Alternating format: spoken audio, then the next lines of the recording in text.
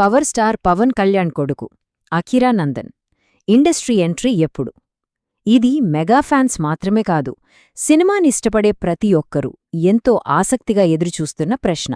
మరి ఈ ప్రశ్నకు సమాధానమేంటి? అసలు ఏం జరగబోతోంది? రండి దీని గురించి పూర్తిగా విశ్లేషిద్దాం. అవును, అందరి మైండ్లోనూ ఇదే క్వెశ్చన్ రన్నవుతోంది. కానీ దీనికి సమాధానం మనం అనుకున్నంత సింపుల్ కాదు. ఎందుకంటే ఇందులో చాలా కోణాలున్నాయి. అవేంటో ఇప్పుడు ఒక్కొక్కటిగా చూద్దాం. అకిరా నందన్ అనగానే మనకి గుర్తొచ్చేది మెగా ఫ్యామిలీ, పవర్ స్టార్ వారసత్వం. చిరంజీవి గారి నుండి రామ్ చరణ్ వరకు ఆ ఫ్యామిలీ నుంచి ఎవరొచ్చినా అంచనాలు మామూలుగా ఉండవు. అలాంటిది పవన్ కళ్యాణ్ కొడుకుపై అంచనాలు ఇంకెలా ఉంటాయో ఊహించుకోవచ్చు. ఆకాశాన్ని తాకుతున్నాయి అంతే. సరే, అసలు విషయానికొద్దాం. అకిరాని చూడగానే అందరికీ ఏమనిపిస్తుంది? ఆ హైట్, ఆ స్టైల్, ఆ బాడీ లాంగ్వేజ్, అబ్బో ఖచ్చితంగా హీరో మెటీరియల్ రా బాబు అనిపిస్తుంది కదా. పబ్లిక్ ఈవెంట్స్లో ఎప్పుడు కనిపించినా ఇదే టాక్. సో అందులో డౌటే లేదు. ఇక్కడ ఇంకో ఇంట్రెస్టింగ్ విషయం ఏంటంటే, ఫ్యాన్స్ ఆల్రెడీ వాళ్ళ మైండ్స్లో ఒక మాస్ ఇంట్రో సీన్ని ఫిక్స్ అయిపోయారు.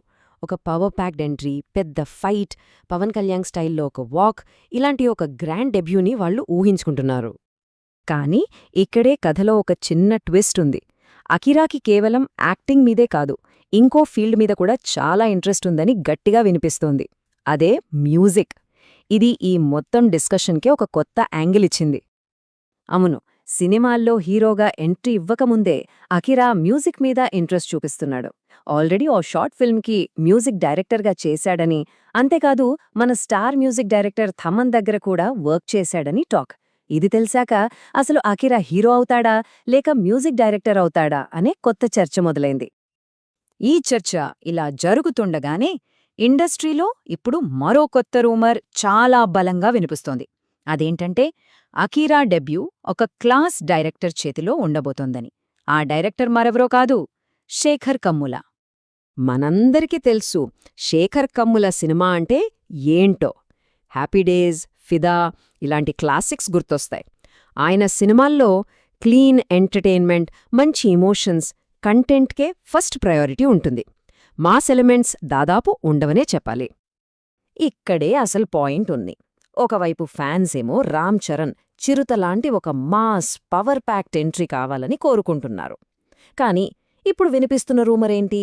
దానికి కంప్లీట్ ఆపోజిట్, ఒక class director Shekhar Kammula cinema. అటు మాస్, ఇటు క్లాస్. అందుకే ఈ న్యూస్ రాగానే సోషల్ మీడియాలో పెద్ద డిబేటే స్టార్ట్ అయింది.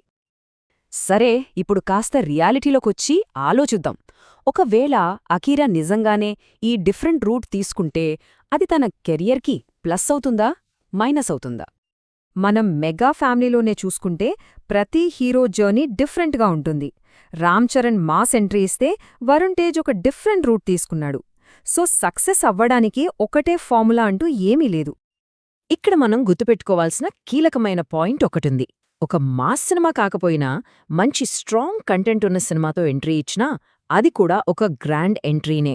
నిజం చెప్పాలంటే, ఒక మంచి క్లాస్ సినిమా హిట్ అయితే అది లాంగ్ కెరియర్కి చాలా స్ట్రాంగ్ ఫౌండేషన్ వేస్తుంది.